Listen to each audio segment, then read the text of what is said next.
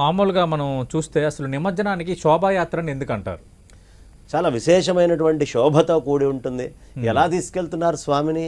రకరకాలైనటువంటి వాయిద్యాలతో, రకరకాలైనటువంటి శబ్దాలతో, నృత్యాలతో, అనేకమైనటువంటి హంగులతో, ఆర్భాటాలతో జనాలందరూ ముందు వెనక, కుడి ఎడమ పైన కింద ఎక్కడ చూసినా అంతా సైన్యంగా నిల్చొని స్వామివారిని ఎంతో శోభాయమానంగా తీసుకెళ్తారు.